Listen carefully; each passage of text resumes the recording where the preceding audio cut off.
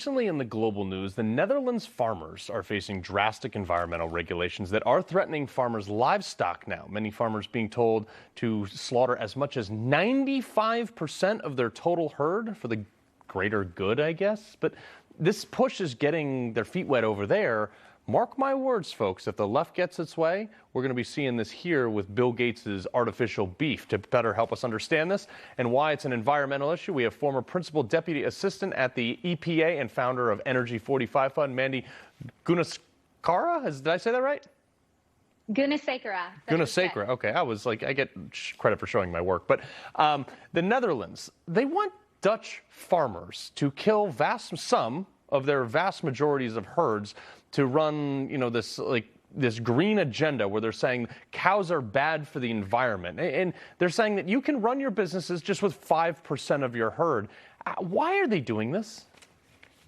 Well, because they, like the Biden administration, have sold out to a very extreme environmental agenda that pushes really bad outcomes.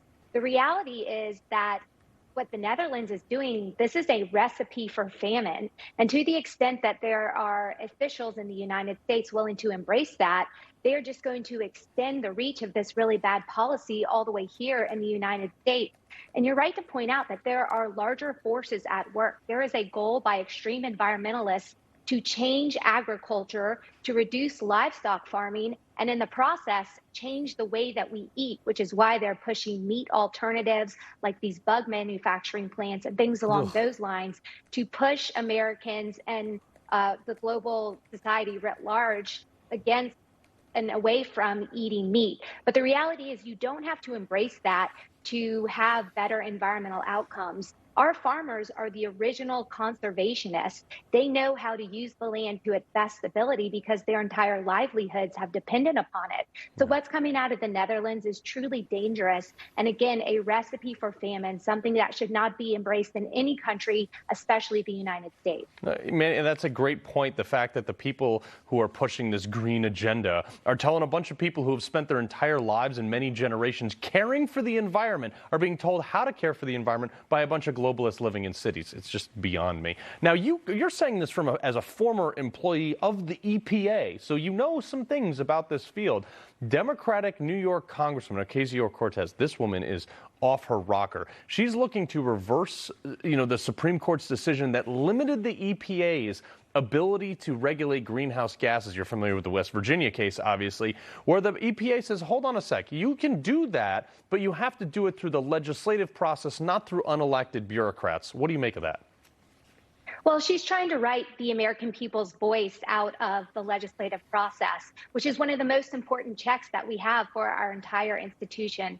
The West Virginia v. EPA decision is extremely important. And if any congressman or woman wants to change those outcomes, they can do so using the tools that they have at their disposal, which is to draft legislation and to convince colleagues to get on board with it.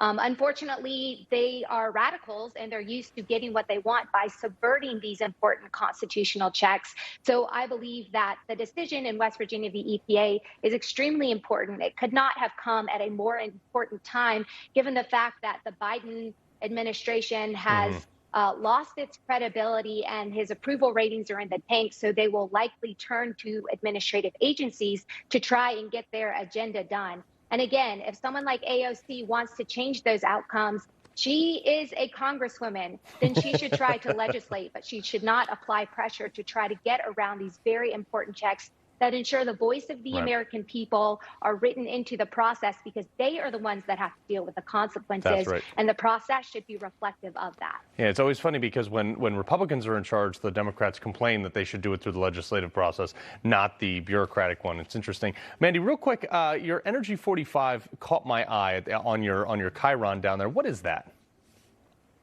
So that has actually been rebranded. It was a nonprofit aimed at really amplifying the benefits that came out of the Trump administration's approach to the environment and the economy, which was all premised on balance and pragmatism, which lends itself to a growing economy and improved environmental outcomes. We proved this in the Trump administration, and we continue to work to instill those type of principles because you don't have to pit one against the other, and the Americans will be better in the process if you have a strong economy that lends itself to balanced regulations and awareness about the environment, but not shutting industries down. Mandy, that is mighty capitalist of you. We appreciate you waking up on Sunday morning for us. Good to be with you.